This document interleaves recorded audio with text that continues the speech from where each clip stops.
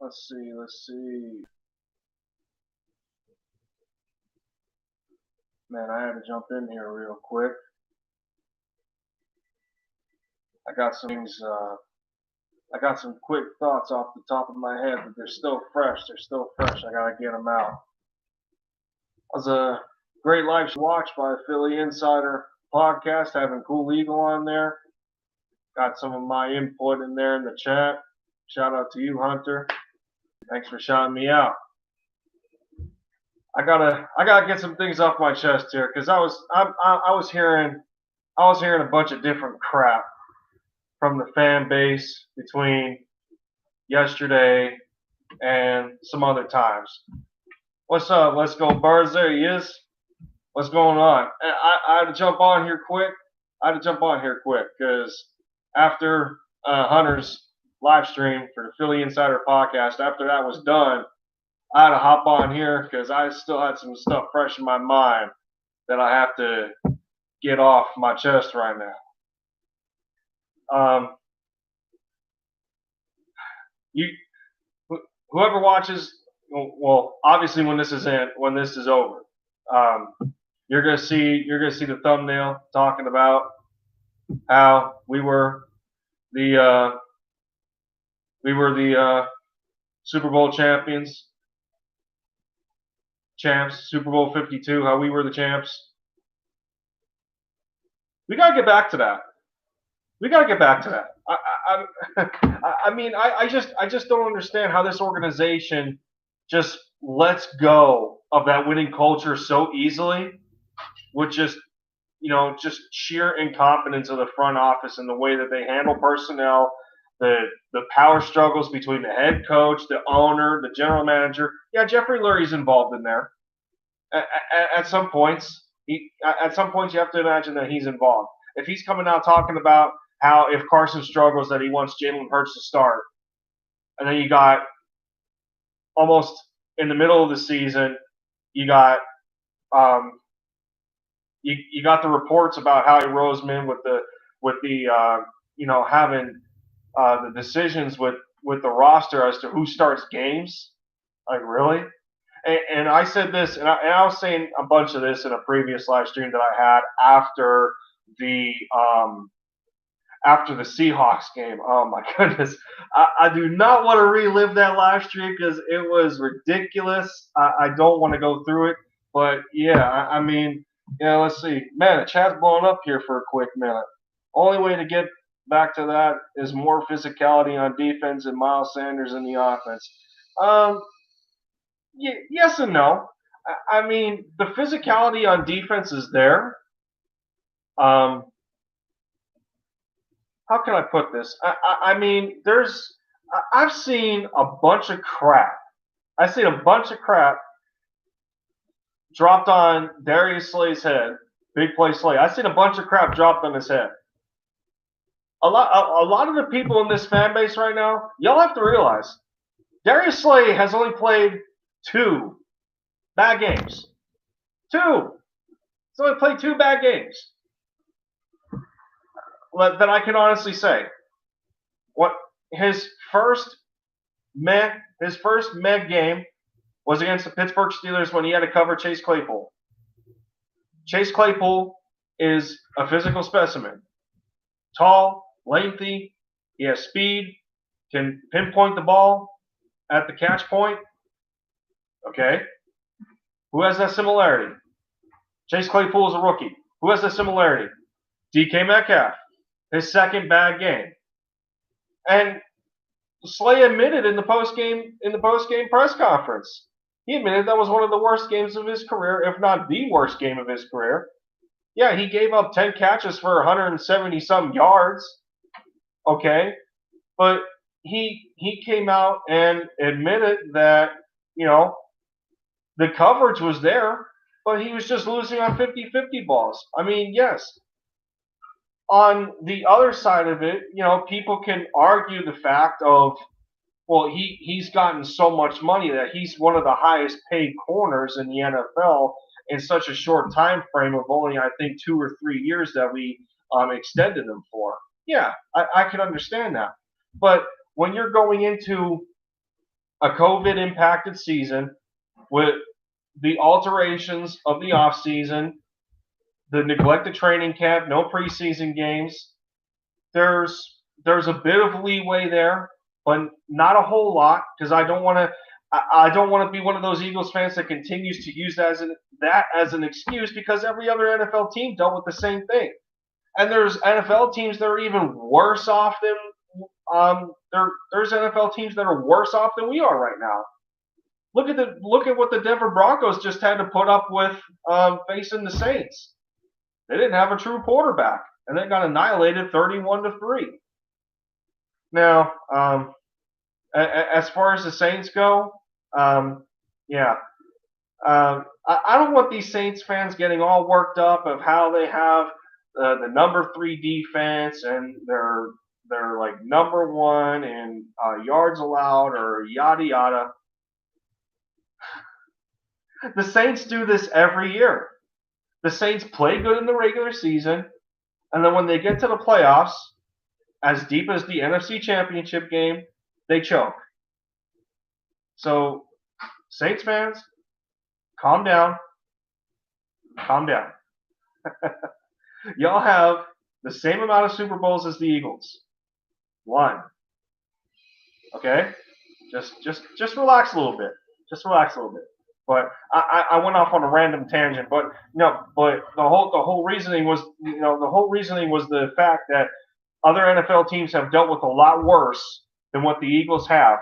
But when we look at Philly, specifically, it's not the fact of how many injuries we have had. It's the consistency of the injuries. Consistency meaning as far as the positions go. Obviously, the offensive line has been battered the most.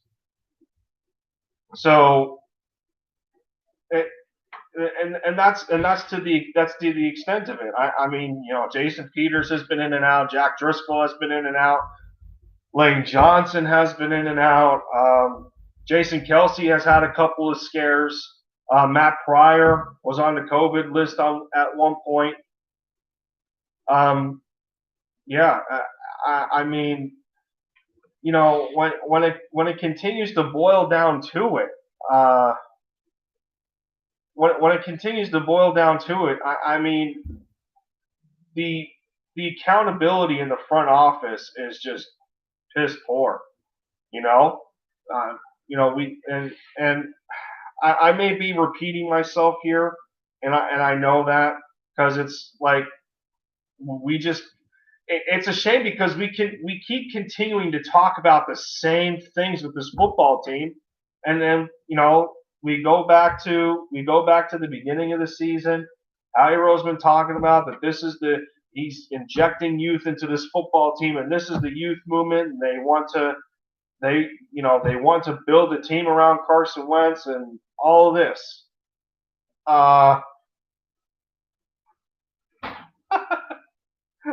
I can continue to laugh because everything that Howie talked about is right in front of his face, and because he's so full of himself, and Doug Peterson has stubbornness issues at times. I don't think it's completely because of his personality. I honestly think there is a really bad power struggle in the front office. And Doug has been in the middle of it because you have established this pedigree of being a Super Bowl winning head coach. So now your pedestal gets bigger. Howie Roseman's pedestal gets even bigger. And then you're looking at Jeffrey Lurie having a Lombardi trophy in the trophy case at Novacare. So, it continues to climb. And then you have, and then you have to have this um, you have to have this kind of argument with credibility.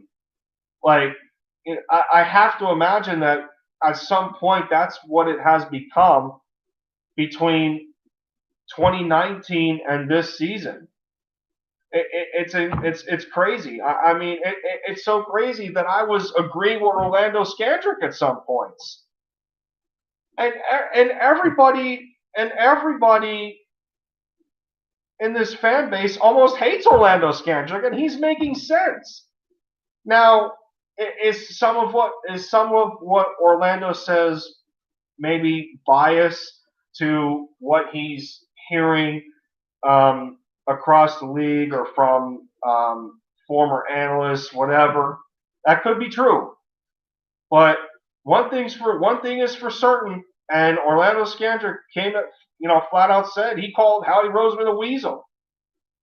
He called him a weasel. He doesn't like him, and and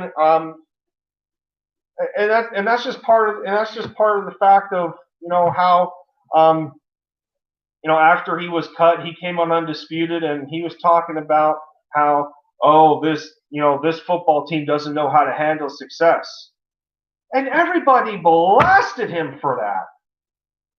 Everybody blasted Orlando Scandrick as soon as he said that. As soon as he said that this football team cannot handle success and they're still stuck in their Super Bowl winning ways, thinking that they're the same team. It's like the boy who cried wolf. Nobody wanted to believe him. Nobody wanted to believe him at that point because we didn't want to face that potential reality. And now look what's happening in front of our face. I don't know. It makes sense now, doesn't it? It makes sense now. But and that just drives me to the point where hold on. Doug's play calls make me so angry. The plays he called make no sense. Well, no, they don't. They haven't they haven't made sense since 2019, and and this is what I meant in the live stream that I was watching with Philly Insider Podcast when I was watching his live stream. This is what I meant by the snowball effect. Ever since they won the Super Bowl, everybody can see it. The team got progressively worse. Oh, what's going on, Unforgiven? Good to see you, man. Good evening. I studied the Green Bay highlights. They leave the middle of the field wide open in zone coverage. We need to utilize the middle of the field, quick slants and curl routes. Sure, yeah. It's crazy. We're talking about this Green Bay Packers game, and what can we do to beat them? What are the keys to victory? The keys to victory are what the Eagles did to win the football game last year. It's basically the same scenario. Only it's not a Thursday night game. It's gonna be a Sunday afternoon game. But we're still going to Lambeau. We know that field from last year. The Green Bay Packers game and the Buffalo Bills game in 2019 were the two most complete games that the Philadelphia Eagles have played. Why? Because of a balanced run and pass attack. There wasn't a strong emphasis on Carson Wentz passing the ball because he didn't need to. The run game was working. The only times where Carson really passed the ball was when there was a blown coverage, and Carson took advantage of it.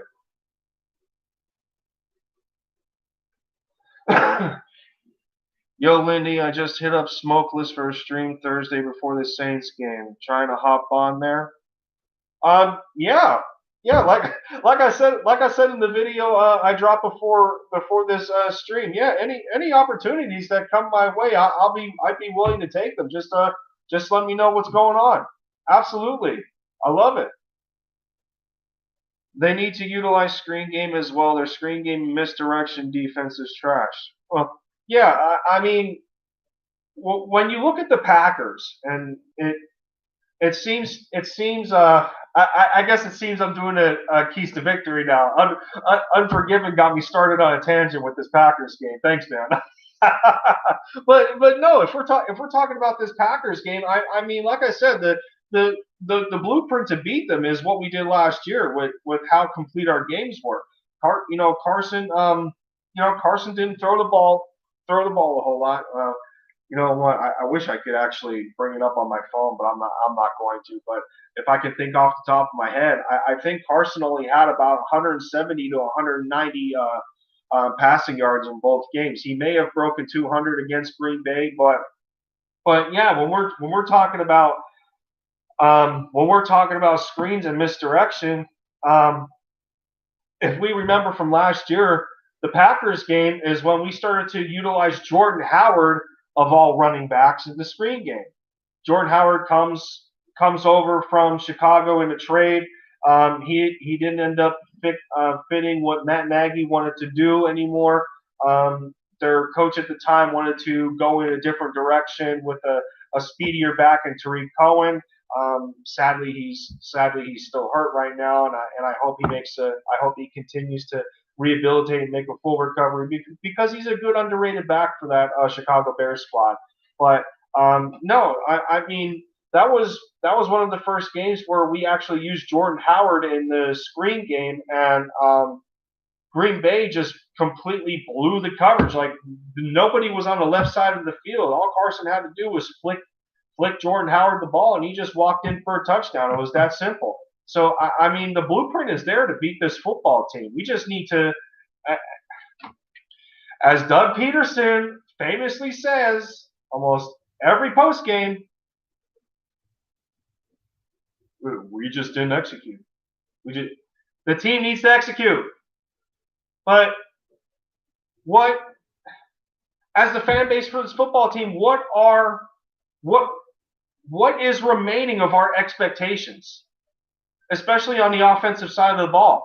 Seriously, I'm asking every one of you, what expectations do we have left to hope that this offense improves if Doug continues to do the same thing without consequence? That's what I want to know. How about some of the stuff that I covered in my video the other day about play calling? We also need to shut down Davante Adams. Schwartz needs to put Slay on Davante and contain Rodgers. Well, yeah. I mean, Aaron Rodgers isn't the most mobile quarterback in football, but he does tend to be able to use his legs, and it's still good for him at the age of 36. Yeah. As far as Davante Adams goes, if you guys remember, Davante Adams, I think, only played the first half or up until the third quarter because he went out with an injury to, I think, one of his feet. I think it was a foot injury if I recall. But if Davante Adams didn't get hurt, he could have been well over 200 yards that game. Davante Adams was the difference in that football game to whether we won or lost. And we got lucky enough that Aaron Rodgers made a bad decision in the red zone to throw into what was almost double coverage on a receiver. I don't remember the receiver. It might have been Valdez-Scantling. I don't know. I think the wide open guy was Adam Lazard, and Aaron Rodgers just didn't see him at all. Yeah, our defense blew coverage and left Adam Lazard wide open. Otherwise, we would have lost that game. But the biggest X factor that could have potentially lost us the game had he not gotten hurt was Davante Adams. And when you look at a receiver like that, the amount of developed chemistry between Aaron Rodgers and Davante Adams is stellar. It's absolutely elite. And that's been one thing that the fan base has been dying. We've been dying to have that for our quarterback. Who has Carson built that kind of chemistry with? It can't be Greg Ward. It can't be Alshon Jeffrey because he only had Alshon for about a season and a half. And it's not like they were always on the same page. I don't know who else to look to here.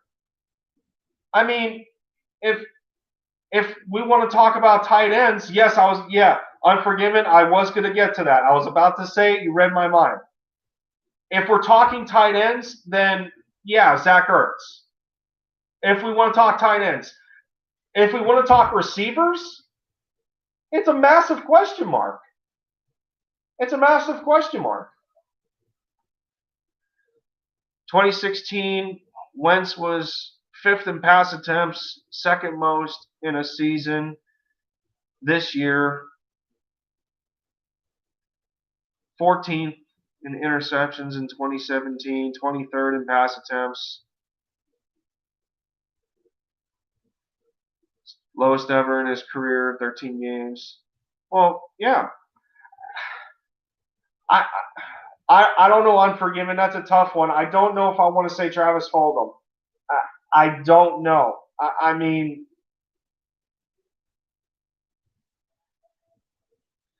I don't know. Travis is a tough one. But we've always heard the argument with the preferred type of wide receiver that Carson likes. Is it the speedster that can take the top off a defense, who's a good route runner, that can that can get yardage in open space? Is it the big-bodied wide receiver that can win 50-50 balls that Carson, all he has to do is give a float or two and he can trust his guy to come down with it? Is it just tight ends over the middle that win their battle on a smaller defender? I don't know. See, to me, I don't think Carson has a preferred wide receiver. As crazy as this sounds, I don't think Carson has a preferred type of wide receiver. I think Carson, from a talent perspective, can throw to anybody. It's just the continued lack of continuity that Carson has had over the years, where your receivers are a turntable. The offensive line wasn't the healthiest in 2019, and it has been a turntable in 2020. So I mean, I was one of the guys in the offseason, okay? I was one of those guys that wanted Stefon Diggs for this football team. I was one of those guys. You know what Stefon Diggs would have done for Carson Wentz as an established number one wide receiver? I can't. I can't bring myself back to that. No, I'm going to stop right there. I knew it would have been the perfect opportunity for Stefon to come to a wide receiver needy team like the Eagles, to give Carson his number one target, because it was always a battle in Minnesota between Stefon Diggs and Adam Thielen as to who was truly the number one. Yeah, they have separate skill sets, but there is times where they are similar. Adam Thielen's a hell of a receiver. Stefon Diggs is a hell of a receiver. They both deserve to be number ones, but you can't necessarily be a number one in the same system unless one is off the field and the other is getting more snaps. It's a shame. It's a shame. I mean, we talk about how aggressive Howie Roseman can get, and wanting to improve the football team, Stephon Diggs would have been a perfect fit. He would have. Look at what he's doing for Josh Allen. Look what he does for Josh Allen for the Bills. It's unbelievable. I mean, yeah, he's not a consistent receiver that's going to get you 100 yards a game, but he splits the field. He splits the field in ways that the quarterback that he takes attention from the top defender, from the top corner, where the quarterback can focus on other guys getting open, a la Cole Beasley. Cole Beasley has done well for the Bills. I mean, I don't get it. But when we come back to the Eagles, let's get down to earth a little bit, because obviously that wasn't going to happen. Be right back. Gonna go make a rant video real quick. Oh man, I don't blame you. You're just exploding. You're just exploding in the chat. Let's go, Birds. No doubt, you're just exploding. How about play creativity? Where's the flea flickers we saw in the championship game against the Vikings? Where's the Philly special call that Foles called in the Super Bowl? I mean, yeah. I mean, sure. That's creativity to the highest degree, though. And I don't think we're a football team that likes to get that cute in the regular season. I mean, you could go back to the Cleveland Browns doing their own version when Baker Mayfield was a rookie against the Jets. Like, okay. Like that's all fine and dandy, but you use the trick play to tie the game. I mean, it is what it is. It worked, but I don't think we're that kind of football team that needs to go to the highest degree of creativity in order to get points. Now, the argument for it is obviously how we're looking this year, which I don't blame anybody for wanting those kind of trick plays, but the ladder to that issue is you shouldn't have to stoop to that level. You have to take it at face value. You got to take the offense at face value and understand there's such a massive struggle that's completely unnecessary. Can you explain why my high school football team can score 70 plus, but a pro football team can't even score more than 21? I don't know. I don't know. It sucks. I don't get it either. Yeah, I don't know. What do you want me to tell you? I can't. I mean,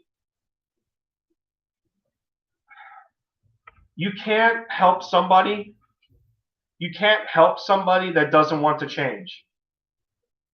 And I think that's what Doug Peterson's going through right now. And I think the other part of it is the fact that, and I said this in the Philly Insider podcast. I was just chilling in the chat. He gave me a wrench. It was pretty cool. Hunter's an awesome guy. Shout out to him. Hey, yeah, I love watching his content. He's a cool dude. I love what he does. But yeah, I was just chilling in the chat, and the topic came up, and I had to tell him. I says, I feel that Doug Peterson's just throwing up the white flag. That's what it's looking like to me. I mean, we can look at where Doug Peterson was a few years ago. Would we have thought that it would have come to this? I don't think so. It's like Carson in this. It's like Carson in this crazy regression. Like it's still such a misunderstanding to me how a quarterback at his level can go from basically elite, because he was an elite quarterback at one point. I don't want to hear different. Carson Wentz was an elite quarterback, and I am using past tense. But elite quarterbacks like that don't just get worse with the snap of a finger. They just don't. And sure, there's multiple film analysis out there that's talking about that talks about his mechanical issue. That talks about Carson's mechanical issues. And yeah, part of that falls on Carson. Part of the mechanical issues falls on Carson for not having an emphasis on wanting to improve. But the other part of the argument is who's that extra matter of influence to help him? Where is he? Oh, that's right. We mean the passing game coordinator. Press Taylor. Why is Press Taylor a passing game coordinator when he can't even do his initial job in the first place? I still ask that question to this day. I still do. Why is Press Taylor a passing game coordinator? He's not a quarterback's coach to begin with. Why are you promoting him to give him more responsibility on top of what he can't do to begin with? Doesn't make any sense. If your quarterback's coach is not good and you make him passing game coordinator, it's a double whammy.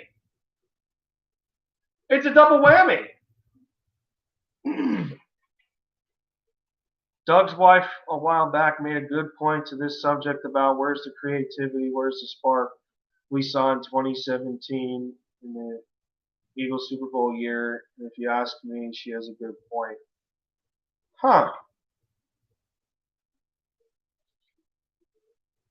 I want to say I remember, but I don't at the same time. I'm not exactly sure.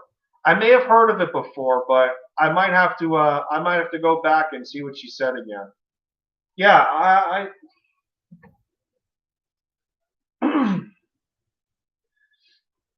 I think at the same time, when you don't have a competent offensive coordinator, and you're assuming the amount of responsibility that you are to continue calling plays, even though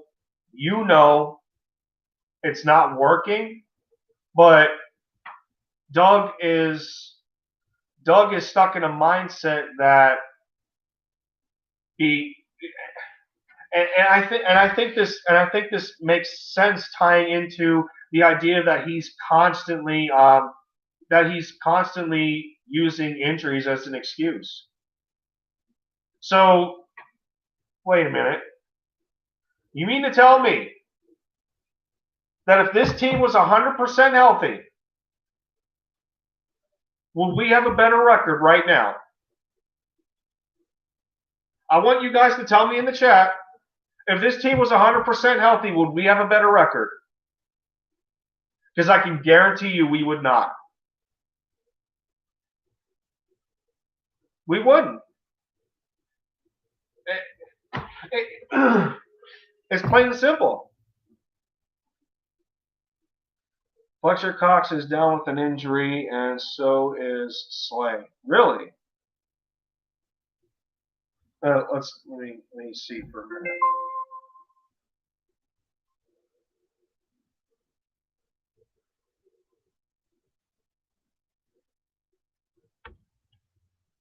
Yeah, I gotta see this. Excuse me.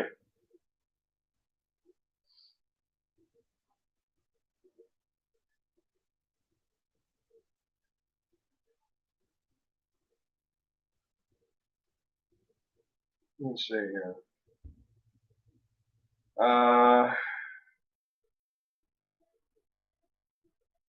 Okay.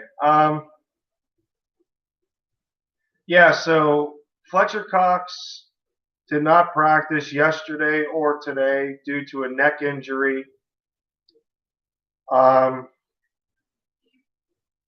Edwards was limited with a hamstring issue. Zach Ertz was limited, still coming off of the ankle. Rudy Ford is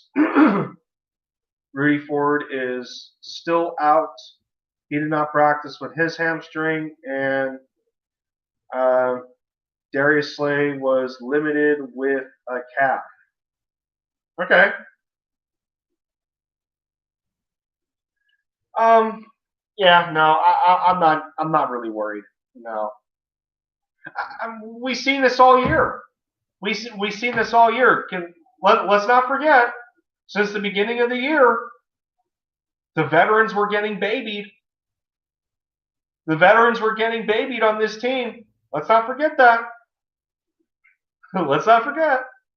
I mean, they were given so many rest days, and Doug Peterson didn't want them to practice. They were getting rest days because of the impact of the season with COVID and everything, and he didn't want to overwork them and yada yada.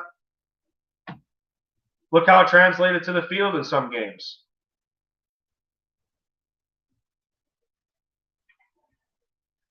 Do you think Djax is coming back this season? I think the only way Deshaun would come back is if we made the playoffs. I honestly think if we made the playoffs, Deshaun Jackson would have wanted to play. Because if it means that if it means that he would have some glimmer of hope at a possible deep playoff run, then I think he would have played. And speaking of Deshaun Jackson, the craziest part, are you ready? Deshaun Jackson and Carson Wentz had the best chemistry. In the limited amount of games.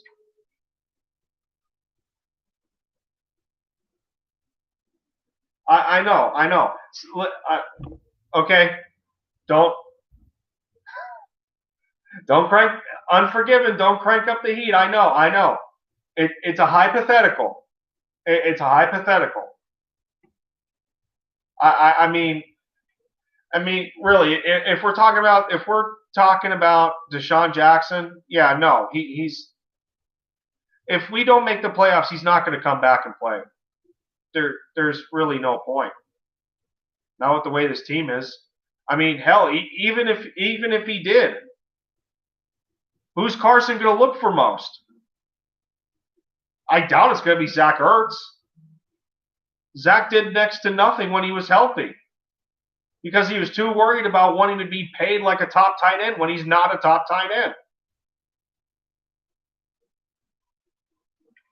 I don't know. I mean, really, crazy. Yeah, no, yeah, the refs have been a bit inconsistent. There was, I still remember previous games, terrible calls. But no, the chemistry between Carson and Deshaun Jackson was top notch.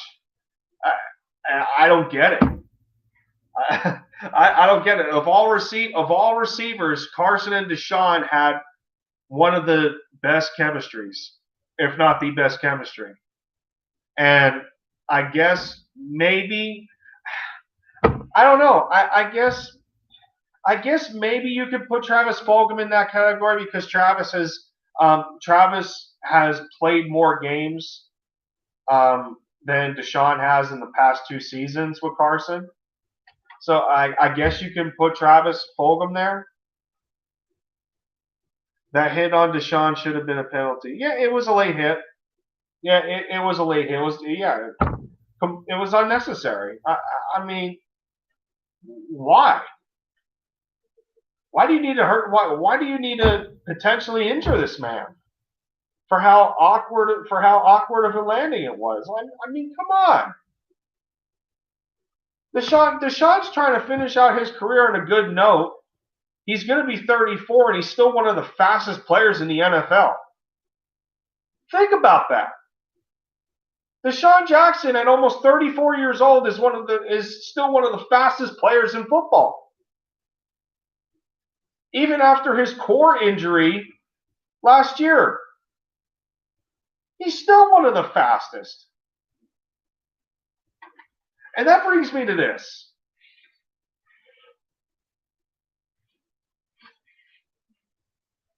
Why are Eagles fans bashing Jalen Reagor already? Well, I don't understand the notion of us bashing Jalen Reagor like, oh, he was the wrong pick and we should have picked Justin Jefferson. Okay. Who's to say Justin Jefferson would have did any better in this offensive system right now? Like, really?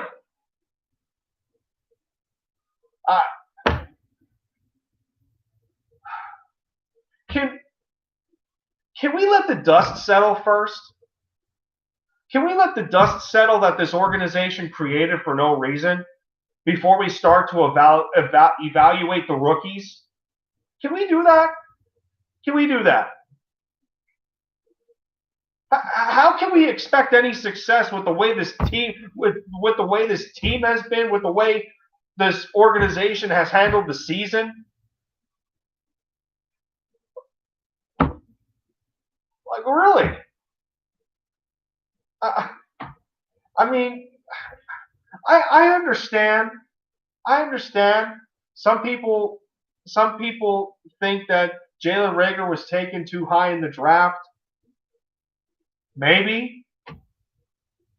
And I get Justin Jefferson played for a big time school. He played for a better football team in college. That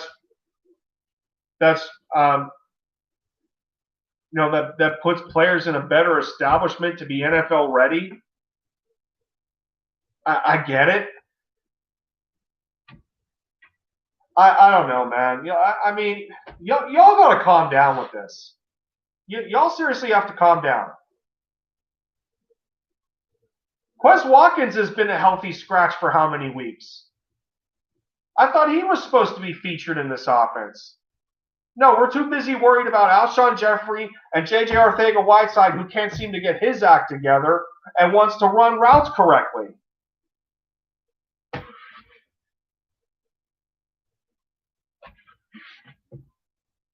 John Hightower's not even used right. If you ask me, it was a good pick. Reagor's a speed receiver, and that's what we need. I think he's going to develop to be another Deshaun Jackson. I mean, yeah.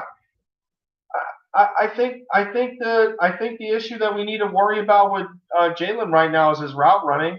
It's not the most polished. Justin Jefferson was a little more versatile in college. But wait. Look at the quarterback that Justin Jefferson had in LSU, and look at the slot machine of quarterbacks that Jalen Reagor had at TCU. You also have to look at who's throwing these kids the football in college. Jalen Reagor had garbage for quarterbacks. Justin Jefferson had Joe Burrow.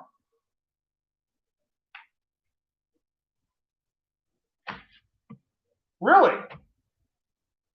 And we want to say Jalen Reagor was the wrong pick. Stop it. Stop it. Let the dust settle. Let the organization try to turn things around on a positive note before we start to evaluate these rookies. Please, can we please do that first? Like I said, John Hightower is not being used correctly either. If you go watch John Hightower's tape at Boise State, he was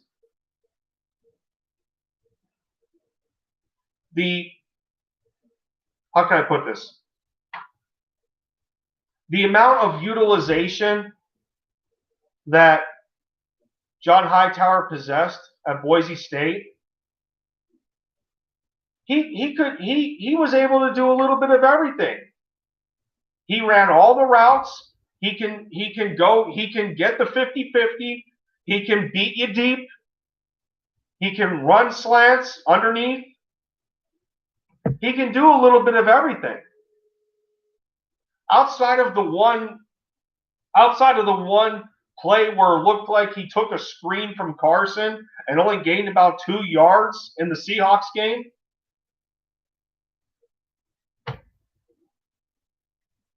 all John Hightower has done, all he's been featured on is deep balls. Like, what are we doing? Are we using the players that we draft to their strengths, to their potential? No, we're not. And can we not blame the wide receiver coach? Can we not do that too? Aaron Moorhead hasn't even been here a year. I mean, ooh, I hit something on my keyboard for a minute. But no, I can't take it. The more I get into these kind of tangents, the longer this live stream is going to last, and I don't want to do that. I don't want to feel that I'm torturing you guys just continuing to rant about the same stuff that every other Eagles fan is talking about. Because as a whole, collectively, we're all sick and tired of the same things. We're all sick and tired of the same things. I can't, dude. I can't deal with it. I can't. But I thought this was going to be a short live stream. I had some thoughts on my mind. I didn't think I was going to go into this massive tangent and try to get stuff off my chest that I was dropping in some chat rooms and live streams of other content creators. And, I was in disagreement with some of them, and I got into a couple of debates. But I had to get my voice. I had to get my voice on my channel so I could talk to you guys, see what you guys think, have our own little debates. It's healthy. I'm fine with it. What's not healthy is this football team for our minds. And I hope to God that changes next year. Because for one, I cannot give up on Carson Wentz. I'm not going to give up on Jalen Reagor. I'm not going to give up on John Hightower. I'm not going to give up on Quez Watkins. I'm not going to give up on Miles Sanders. Absolutely not.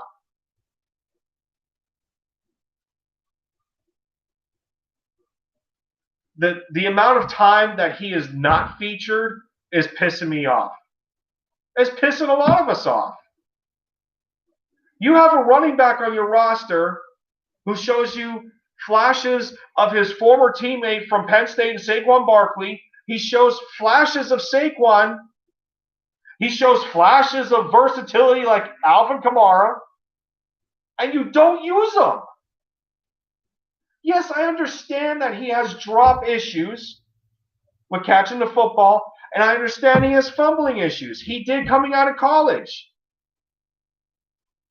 But that doesn't mean that you leave him on the sideline to collect dust or just use him in pass protection because the offensive line is Swiss cheese. We have talent on this football team, everybody. We have talent. And I don't always think that we overrate it. We have talent. It's not being used. It's not being used. We need to stop. We need to stop with this veteran loyalty. We need to stop with this justification of putting players on the field just because we paid them and it was a bad decision. And we need to stop calling games that only make the team worse, that only make the quarterback worse, that only make the culture in the locker room worse. The players don't want to lose football games. None of them do. Will Parks wanted to stay here.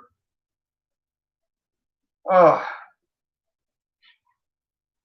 it's my turn for another rant video. I know it's contagious. It's contagious. I can't get over it, dude. It's crazy. I don't know, man.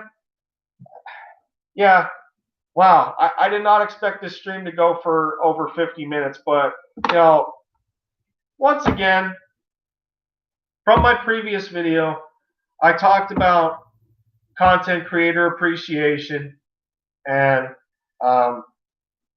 collaboration ideas and all that. Like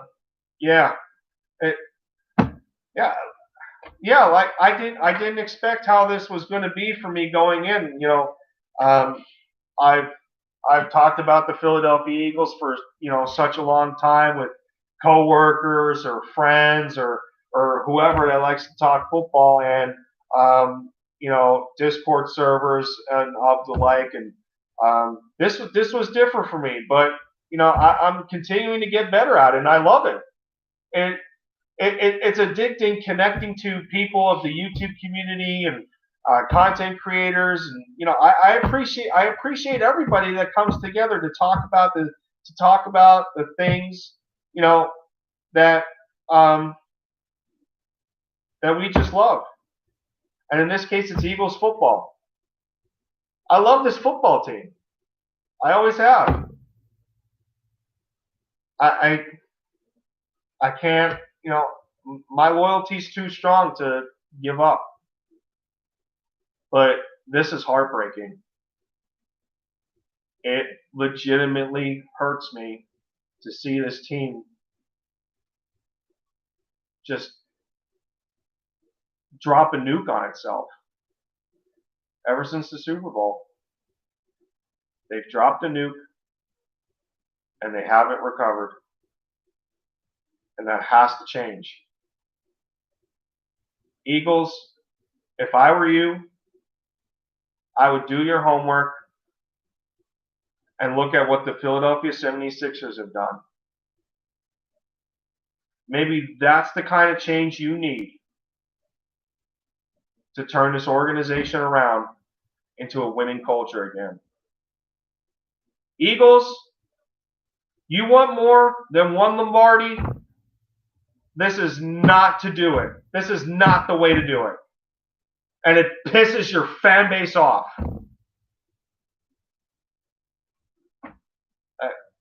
I got nothing else. All right. Yeah. Like I said, that is it for me. This went on a lot longer than I anticipated, but I appreciate every single one of you that have come out here and listened to my absolute terror of a rant. Love talking to you guys in the chat. Every time I come on here, I appreciate it every time. I appreciate it every time. Sports Talk, let's go Birds. Shout you out.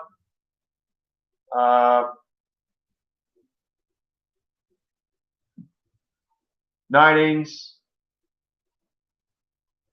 and Unforgiven. Yeah, I appreciate it, guys.